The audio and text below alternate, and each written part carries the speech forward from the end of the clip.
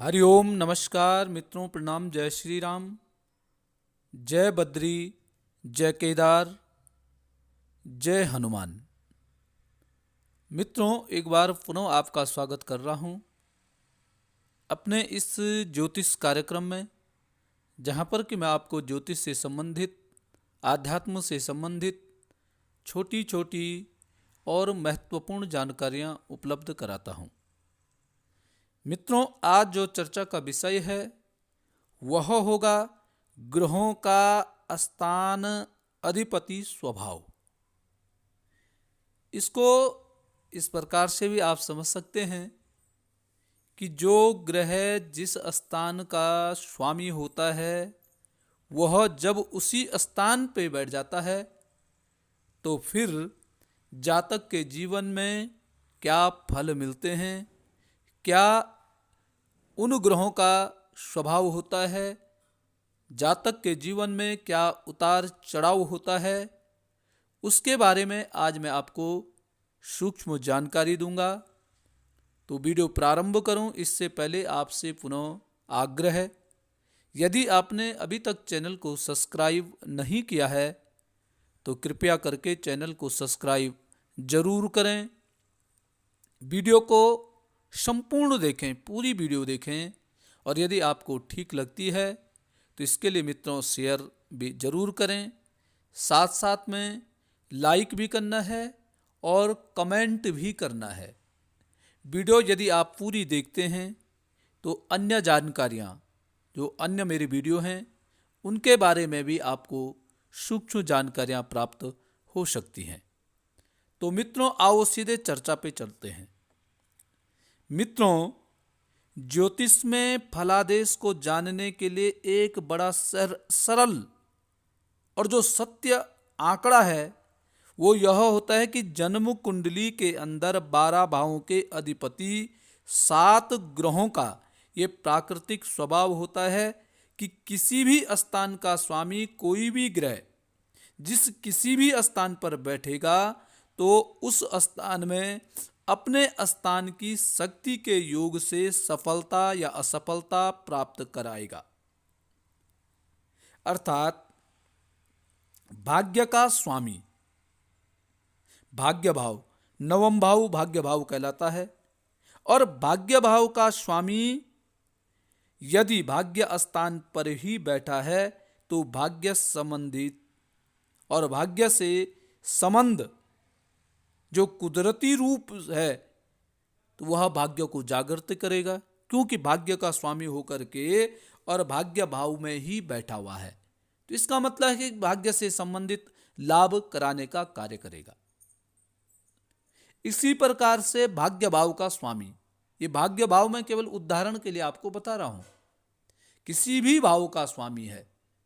यदि नवम भाव का स्वामी है, नवम भाव में बैठा हुआ है, नवम भाव भाग्य भाव होता है। पंचम भाव का स्वामी पंचम भाव में ही बैठा हुआ है तो वहां की उन्नति कराएगा।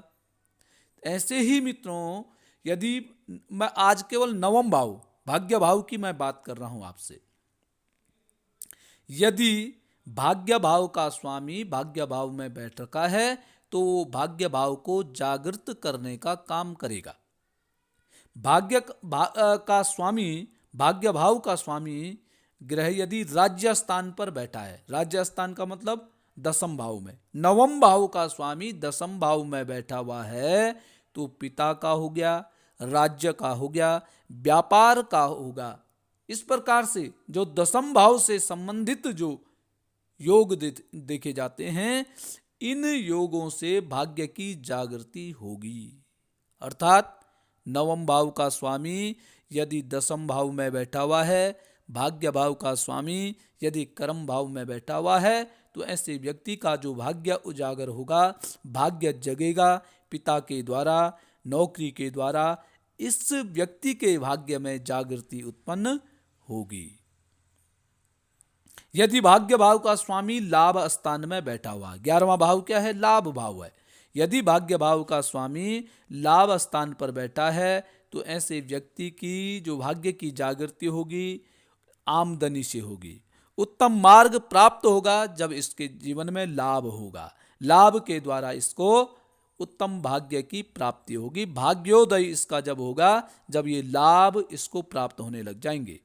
और यदि भाग्य भाव का स्वामी यदि 12वें भाव में बैठा हुआ है तो पहले भाग्य स्थान में कमजोरी रहेगी, और फिर जब ऐसा व्यक्ति भारी स्थानों से संबंध बनाएगा, घर से बाहर निकलेगा, तब ऐसे व्यक्ति की भाग्य की जागृति होती है, भाग्य उदय होता है। और यदि भाग्य भाव का स्वामी प्रथम यानी तन भाव में बैठा हुआ है, जहां पे मैंने 1 लिखा है, नवम भाव का स्वामी जब 1 में लिखा है, तन भाव में बैठा हुआ है, तो ऐसा व्यक्ति देह के योग्य से भाग्य की उन्नति करता है। अपने मन से, अपने विचारों से, अपने विचारों पर ऐसा व्यक्ति कार्य करे तो इसका भाग्योदय होगा। यदि भाग्य भाव का स्वामी धन भाव में बैठा हुआ है तो ऐसे व्यक्ति की भाग्य की शक्ति व उन्नति धन को एकाग्र करके, धन को इकट्ठा करके, धन की संचय करके ऐसे व्यक्ति का भाग्य उदय होता है, भाग्य बनेगा। यदि भाग्य भाव का स्वामी पराक्रम स्थान में बैठा है तो स्वयं के पराक्रम से और अपने भाई बंधुओं के सहयोग से ऐसे व्यक्ति की भाग्य की उन्नति होगी। और यदि भाग्य भाव का स्वामी मित्रों 4थे स्थान पे बैठा हुआ है तो ऐसे व्यक्ति का जो भाग्य उदय होगा वो अपनी माँ के द्वारा होगा, भूमि के द्वारा होगा, भवन के द्वारा। भूमि भवन, जब ऐसा व्यक्ति भूमि भवन इत्यादि क्रय करेगा, बनाएगा, माँ के साथ संबंध अच्छे रहेंगे, तो निश्चित ही ऐसे व्यक्ति के भाग्य में जागृति होती है, भाग्योदय होने लग जाता है। इसी प्रकार से यदि मित्रों भाग्य भाव का स्वामी पंचम भाव में बैठा हुआ है, अर्थात नवम भाव का स्वामी पंचम भाव में बैठा हुआ है, तो ऐसे व्यक्ति को अपनी विद्या के द्वारा, अपने संतान के द्वारा ऐसे व्यक्ति की जन्म कुंडली में उन्नति होती है। भाग्योदय कब होता है? अपनी बुद्धि के द्वारा, या ऐसे व्यक्ति के जब संतान होती है ना, तो संतान के द्वारा, संतान के भाग्य से ऐसे व्यक्ति की भाग्य की उन्नति होती है। यदि मित्रों भाग्य भाव का स्वामी यदि 6वें भाव में बैठा हुआ है तो 6वां भाव क्या होता है? 6वां भाव शत्रु का भाव होता है, रिपु भाव होता है, शत्रु का भाव, रोग भाव भी इसको कह सकते हैं। तो ऐसे व्यक्ति की जब उन्नति होती है तो ऐसे व्यक्ति की उन्नति होती है परतंत्रता या परेशानियों से। जब इसके जीवन में परेशानी आएंगी तब जाकर के इसकी आंखें खुलती हैं। भाग्य भाव का स्वामी जब 6वें भाव में बैठता है तो व्यक्ति पे परेशानियां आती हैं। परेशानियां आने के बाद आदमी जागृत होता है, सुसुप्त अवस्था उसकी समाप्त होती है, और तब जागृत अवस्था में आकर के तब ऐसे व्यक्ति का भाग्य उदय होता है। भाग्येश यदि 7वें भाव पर बैठा हुआ है तो ऐसे व्यक्ति का दैनिक रोजगार, स्त्री के सहयोग से जब ऐसे व्यक्ति की शादी होती है, ब्याह होता है, ब्याह के बाद ऐसे व्यक्ति का भाग्योदय होता है। मित्रों कई लोगों को देखते होंगे आप, किसी का ब्याह के भाग्योदय होता है, किसी के जब बच्चे होते हैं, संतान होती है, तो संतान होने के बाद ऐसे व्यक्ति का भाग्योदय होता है। किसी व्यक्ति का देखते होंगे कि भाग्योदय होता है जब अपने भाई बहनों के साथ इसके संबंध अच्छे होते हैं, भाई के द्वारा इसकी मदद की जाती है और फिर भाग्योदय होता है। तो ऐसे योग बनते हैं जिनका भाग्य भाव का स्वामी 7वें भाव में बैठा हुआ है, तो ऐसा व्यक्ति निश्चित है विवाह के बाद ऐसे व्यक्ति का भाग्योदय होगा। स्थिरता से काम नहीं हो पा रहा है तो ब्याह कर लो, ब्याह के बाद आपका भाग्योदय निश्चित ही आपका भाग्योदय मित्रों हो जाएगा। 8वां भाव होता है मृत्यु स्थान होता है, मुसीबतों का स्थान होता है 8वां भाव, और 8वां भाव का भी वही है।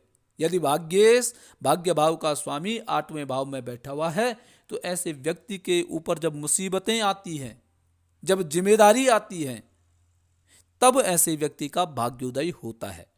या जब ऐसा व्यक्ति पुरातन पुराने लोगों के से संबंध बनाता है या पुराने व्यक्तियों के कार्यों को दोहराता है, जो आपकी पारंपरिक जो व्यापार है, जो कार्य हैं, उन कार्यों में जब भाग्य आजमाता है तो तब ऐसे व्यक्ति का भाग्योदय होता है। इसी प्रकार के किसी भी स्थान का स्वामी, ये मैंने केवल एक भाग्य भाव की बात की है, किसी भी भाव का स्वामी जिस भाव में बैठा हुआ है तो उसके माध्यम से उस भाव की जागृति होती है। अब जैसे लाभ है, लाभ भाव है, जन्म कुंडली में 11वां भाव लाभ का भाव होता है। अब ये देखना है हमने कि लाभ भाव का स्वामी कौन से स्थान पे बैठा हुआ है, फिर उस स्थान से हमें लाभ की प्राप्ति होने की संभावनाएं अधिक होती हैं। जैसे लाभ भाव का स्वामी यदि पंचम भाव में बैठा हुआ है तो पंचम भाव क्या है? विद्या का भाव है, बुद्धि का भाव है, संतान का भाव भी है। तो इसका मतलब यह है, इसका तात्पर्य यह है कि हमें जो लाभ होगा अपने संतान के माध्यम से होगा या अपनी बुद्धि के अनुसार हमें लाभ की प्राप्ति होगी। इसलिए मित्रों, 12 घरों के स्वामी समस्त ग्रहों का वर्णन हर एक स्थान और हर एक राशियों के भिन्न भिन्न रूप से फलादेश में किया जाता है। ऐसे फलादेश बनता है, ऐसे ग्रहों के शुभ अशुभ के बारे में पता चलता है। इसके अतिरिक्त क्या होता है कि जन्म कुंडली के अंदर लग्न से 6वें, 8वें, 12वें तीनों स्थानों का संबंध या इनके स्थान पतियों का संबंध हर जगह कष्टप्रद सिद्ध होता है। ये ध्यान में रखना है। 6, 8 और 12 इनका संबंध यदि किसी भी भाव से हो तो फिर कहीं ना कहीं कष्ट की उत्पत्ति होती है, कष्टप्रद जीवन हो जाता है। और अच्छे स्थानों और अच्छे पतियों का संबंध हमेशा उन्नति व सुखदायक सिद्ध होता है, अच्छे भावों का। यदि भाग्य भाव